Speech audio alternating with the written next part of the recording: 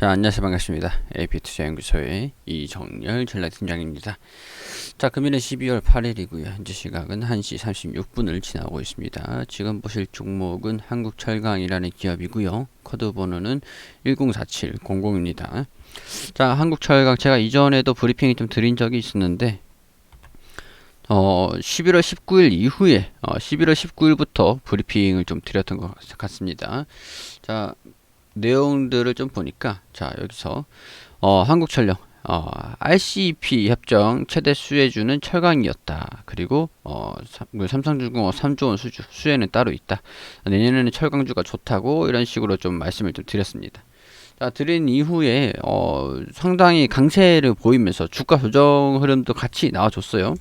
차익 실현 흐름들도 같이 나와주면서 이전에 이 부분, 자, 이 부분대를 좀 돌파를 하다가 차익 실현 흐름이 좀 강하게 좀 나와줬습니다. 차익 실현 흐름들 좀 나온 이후에 어느 정도 이 갭 상승한 부분들 여기 위치 여기 있잖아요. 갭 상승을 하면은 보통 일반적으로는 갭을 다 메꾼 다음에 다시 올라가는 그런 모습을 보여주던가, 지금 갭을 좀 메꾸는 모습들이 나온 다음에 반등을 하든가 아니면 좀 이탈해서 또 추가적으로 조정을 좀 거치든가 약간 그런 모습인데 보여줄 수 있다라고 좀 확인을 할 수 있는 부분들인데, 지수가 좀 버텨주는 모습들을 지금 보여주고 있어요. 상당히 좀 수상한 모습들을 이어가고 있는 그런 모습이죠.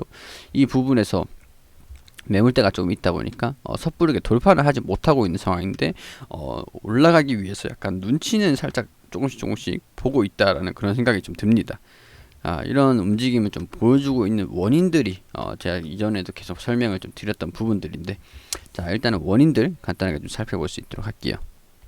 자, 일단은 시가총액이 지금 많이 올라왔기 때문에 3천억 원 수준, 3천억 원의 수준에서 시가총액이 놀고 있다. 그런 부분들이 확인이 되는 부분들이고, 지금 매물대가 좀 거칠다라는 부분들이 이전에 액면 분할을 했던 그 가격대의 배당락이나 뭐 이런 영향을 좀 많이 받고 있기 때문에 7천원 부분에서는 어느 정도 차익 실현 흐름들이 좀 나와주고 있다라는 부분들이 확인이 되는 부분들이고, 유통 비율은 46% 정도입니다. 자, 3천억 원 가량에서 유통 비율이 46%다라고 했을 때 이전에 가지고 계시는 분들도 좀 있으셨을 거고, 가지고 계시는 분들도 좀 있으실 거고, 유통되고 있는 건 한 20% 정도로 좀 예상이 되긴 합니다.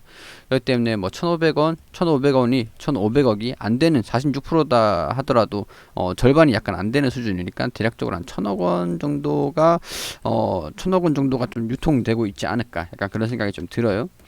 거래량이 동반이 되기에는 뭐 우호적인 상황은 아닙니다만은 지금 이렇게 강세를 보여주고 있을 때 다시 한번 거래량이 올라가면서 뚫는다라고 하기에도 좀 그렇게 불가능한 그런 상황은 아니다라고 보입니다.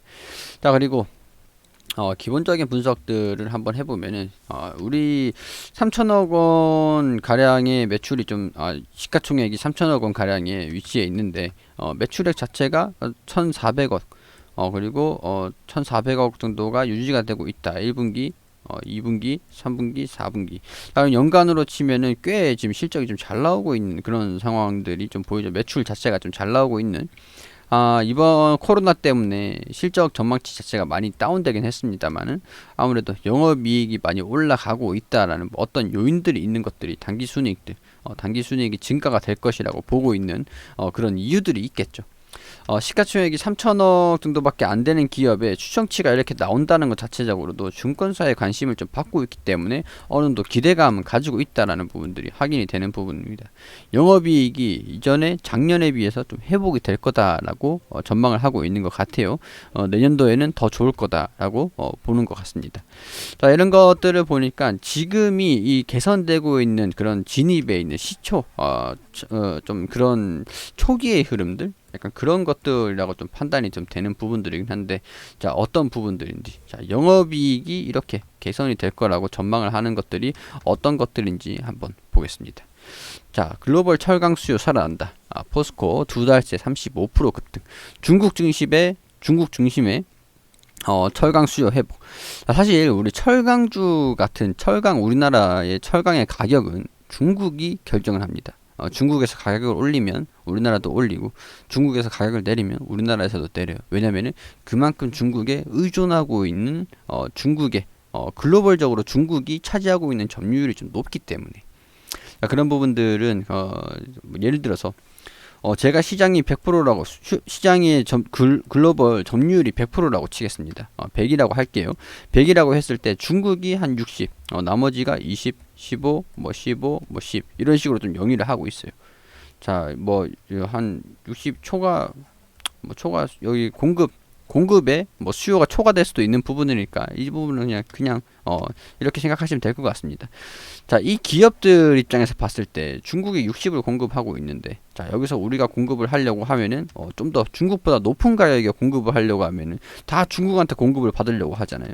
약간 그렇기 때문에 시장에 납품하고 있는 점유율이 높은 중국을 눈치를 보면서 수익성이 좋든 안 좋든 간에 가격을 올릴 수가 없다라는 부분들. 자, 중국 가격에 맞춰야 된다라는 부분. 이 경쟁력을 좀 유지를 하기 위해서 품질 그런 부분을 떠나서 가격 경쟁력이라고 하겠습니다. 가격 경쟁력. 자, 이런 부분들을 봤을 때 우리나라의 철강업이라고 하면 이제 그 철주개 같은 것들을 일본에서 수입을 해와서 가공을 해가지고 글로벌에 납품을 하는 그런 상황이거든요. 우리나라에서 철주개 약간 그런 쪽에서 뭐랄까 자원이 좀 많이 없다 보니까 수입해가지고 가공을 해서 수출을 하고 약간 그런 상황이라고 보시면 됩니다. 그렇기 때문에 일본과 중국의 철강업에 상당히 영향을 좀 많이 받는다.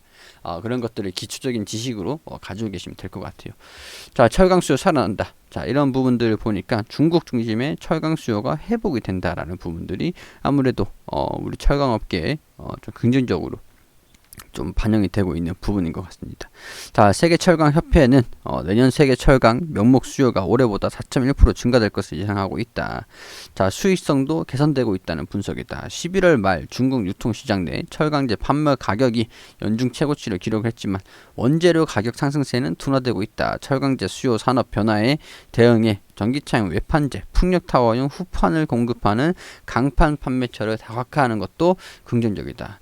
자, 전기차라든가 그린 뉴딜 그런 쪽에서도 풍력타워, 해상풍력 그리고 뭐 태양광 에너지 그런 부분에서의 성장이 좀 기대가 된다라는 부분들이 철강 수요를 긍정적으로 하는 그런 요인들인 것 같습니다. 여기에서 이제 추가적으로 조선 쪽으로도 수요가 좀 회복될 수 있다라는 전망이 슬금슬금 지금 계속 꾸준하게 나오고 있는 그런 상황들이죠. 그런 것들이 아무래도 철강의 수요를 글로벌 수요를 조금 증가시키는 요인이 아닐까 하는 그런 요인들이라고 할 수가 있을 것 같아요.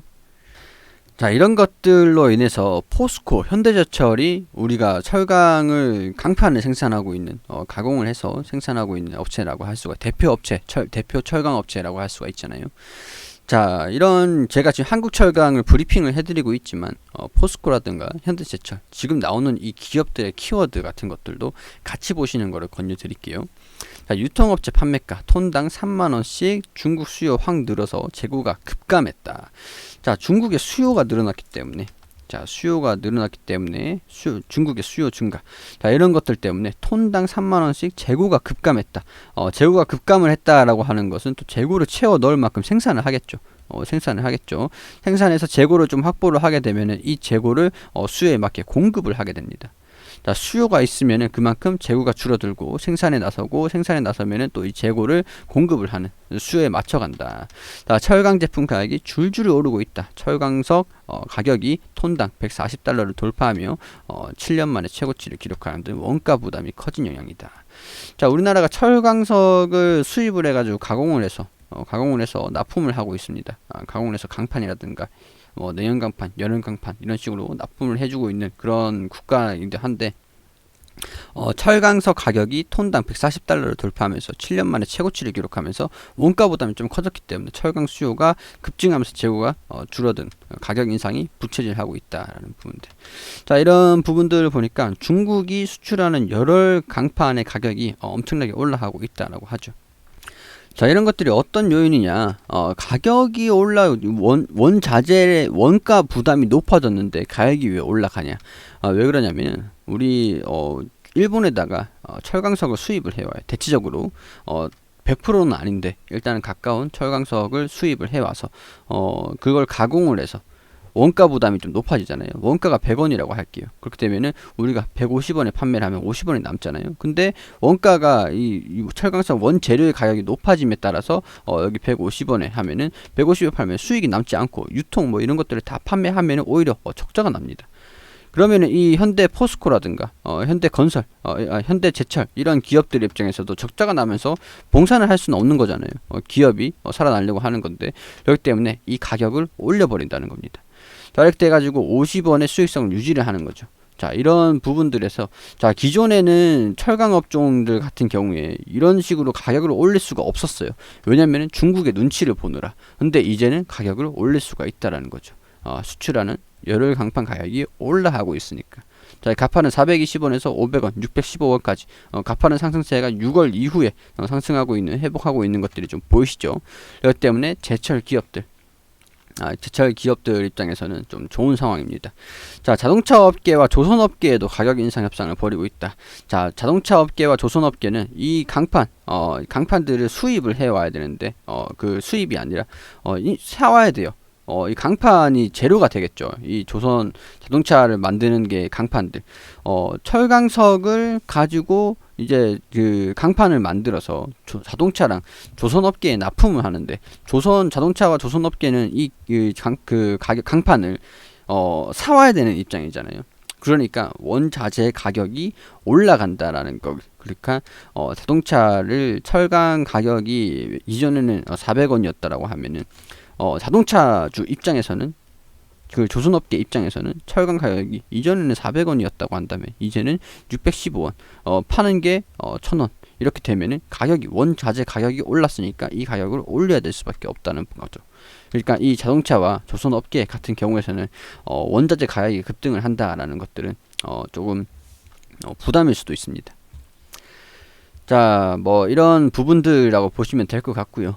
철강, 금속 가격 이런 것들이 상승가 미국 가격이 좀 급등하고 있다라는 부분들은 우리 철강주 입장에서는 내년 수요 회복이 기대가 되는 가격이 올라간다는 것들은 그만큼 수요가 개선이 된다라고 볼 수도 있는 부분들이거든요.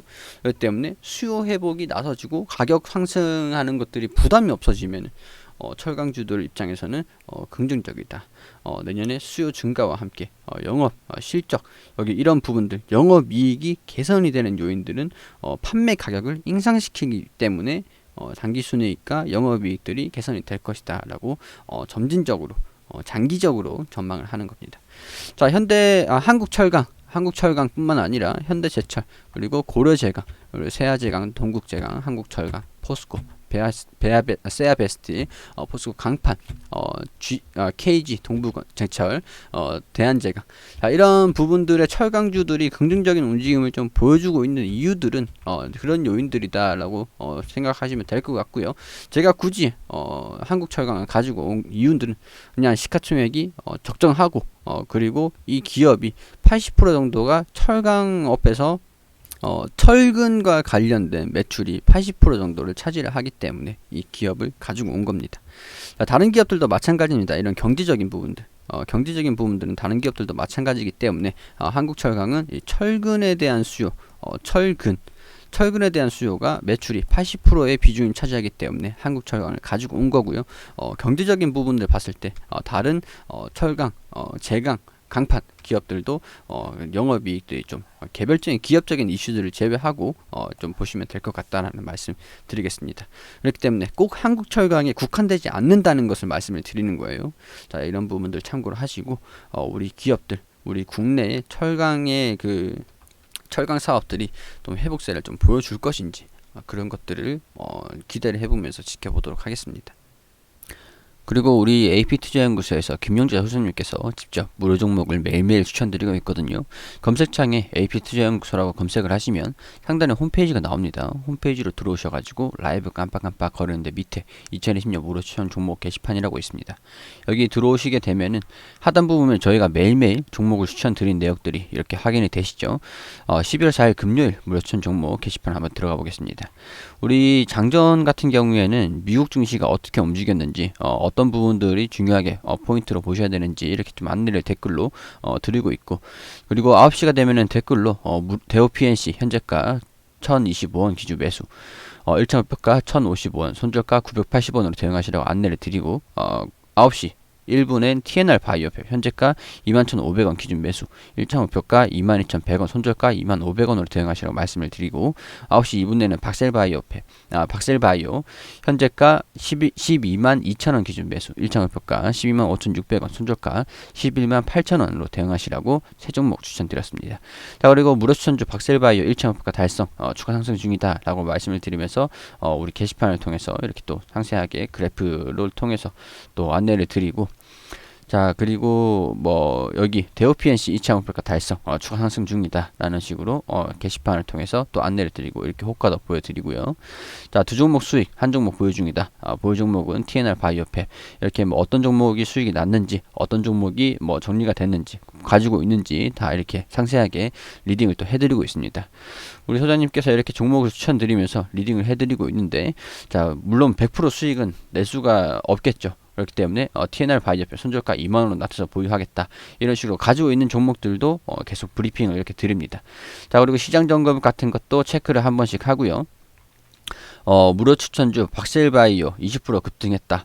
급등 중 이렇게 또 댓글로 아실 필요가 있는 종목들, 종목 흐름들 그런 것들을 좀 안내 드리고 금일 무료 추천 종목 정산도 이렇게 합니다. 대오PNC 1분봉 차트다.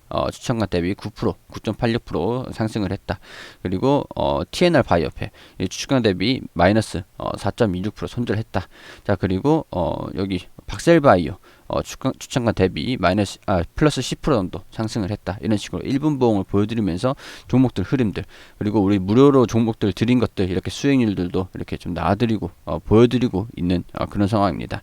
자, 이렇게 도움이 필요하신 분들 단기적으로 저희 단타 위주로 좀 종목을 안내 드리기 때문에 단기적으로 빠른 종목들을 좀 원하시는 분들이라면은 오셔가지고 도움을 받으시는 것도 괜찮을 것 같다라고 좀 안내를 드리고, 그리고 안내를 드리겠습니다. 검색창에 AP투자연구소라고 검색하셔가지고 홈페이지 들어오시면은 이렇게 종목들 리딩 받으실 수 있으니까 도움이 조금 필요하신 분들이라면 들어오셔가지고 도움을 받으세요.